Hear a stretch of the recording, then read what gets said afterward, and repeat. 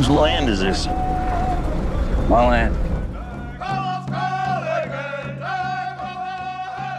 If history is important, you need it to be something that people experience and feel. We're artists, we're storytellers, we reach into the humanity. I'm fascinated by history.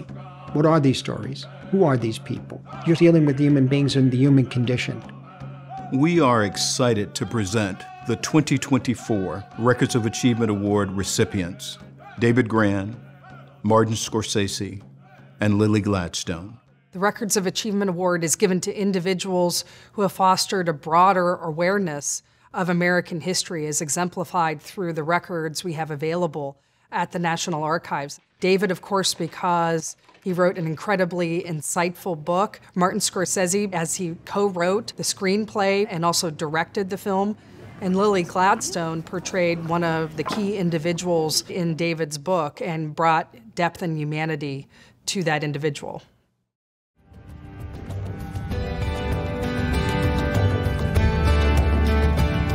Well, our war hero has arrived. Welcome home. When I began this project, I had read, the little bits that were out there about this story, and it was always described as these crimes were committed by this singular evil figure who had perpetrated these murders along with a few henchmen. Hold still, please. I remember one day I was going through all these boxes. I'd spent hours. I'd been, I think, how many weeks I'd been at the archives at that point. And I pulled up a booklet that contained records on the guardianship system. State your name. I'm Molly Kyle, incompetent. I noticed that under one of the guardians, they had about 5 Osages whose fortunes they had managed. And next to the first name was the word dead. And then the next name, dead. Next name, dead. All 5 were listed as dead. And I thought, that's crazy. And I began to realize that these records on the guardianship system, in many cases, contain the hints of a systematic murder campaign. Then you could find in these records morticians who would be covering up crimes, doctors who were always kind of present and seemed to be administering poisons, lawmen and prosecutors were on the take, and many others who were complicit in their silence. And initially I just had a few photographs of the people I know had been killed, and I put them up on a shelf in my office. And over the years, that repository of photographs grew and grew. And every day I would walk into the office, I would see those photographs. And they weren't just statistics, they weren't just a face. These were lives that were lost and systematically erased.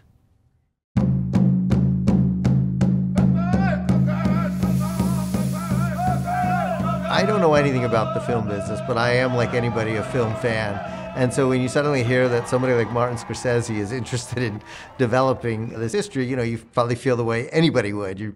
You're overwhelmed. And then the thing, though, that is most important to you is that they share the same moral commitment to it, the same fierce commitment to it. Action!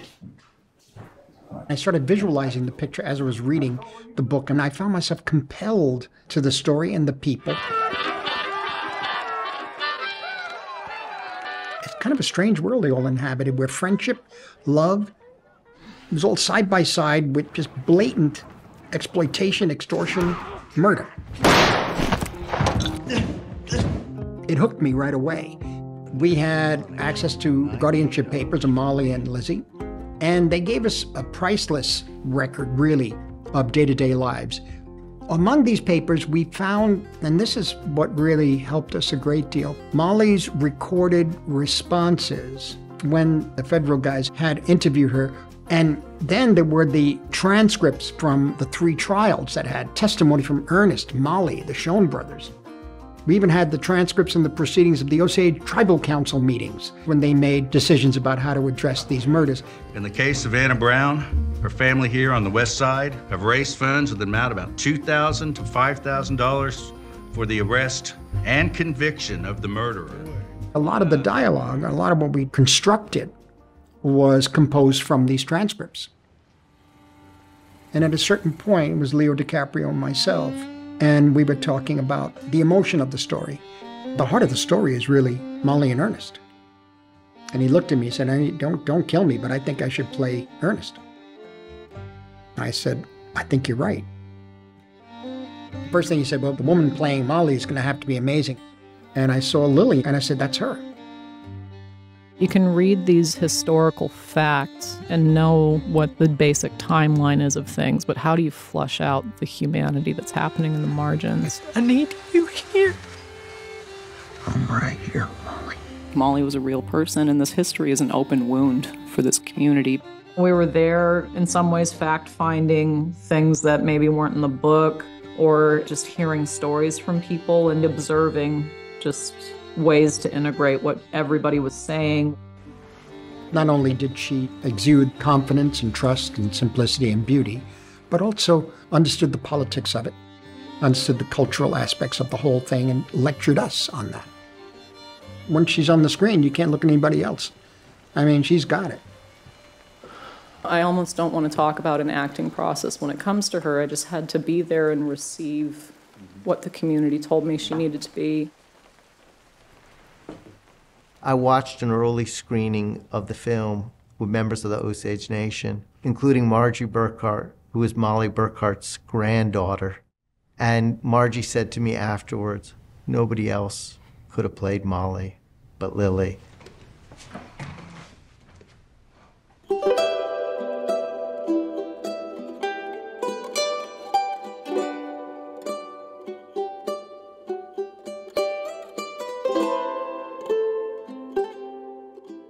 I could never have even begun to tell it without the cooperation and collaboration with so many members of the Osage Nation. So many Osage elders took me into their homes, shared with me these very painful stories, allowed me to record and share their very powerful oral testimony. And the book could not exist without them. Native Americans have always had someone else tell them the story, but we wanted to tell our story. I relied on the Osage community completely, guiding us, informing us. We met so many times, and things all the way through, scene by scene, line by line, became a process in which we had 3 or 4 people working to get as much detail of the lives and the culture of the Osage as possible. And it was, as I say, it was this collaboration isn't even the word, it was just we all made it together. I think there is almost fundamental human need to try to impose some order on the messiness of history. And that desire is reflected in the National Archives. And within that vast, voluminous repository lie all these buried stories. To be inspired by the stories that we find in the archives. This is something I've been going way back to. Mean Streets, Raging Bull, certainly Gangs of New York, Age of Innocence. I think it's an incredible treasure and resource. The National Archives has millions of stories that have not yet been told. And we need people like David, who are experienced researchers, to be able to have that tenacity to uncover those stories. And we also need creative geniuses like Martin Scorsese and Lily Gladstone to be able to bring those stories to life. The more we learn about what may be unpleasant truths about the past, the more we know who we really are, and we don't fool ourselves into thinking we're something very different.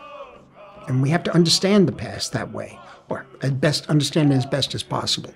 My hope is that, with the film and the book, maybe that sparks your curiosity about other Native American history and leads you into other cultures and other stories.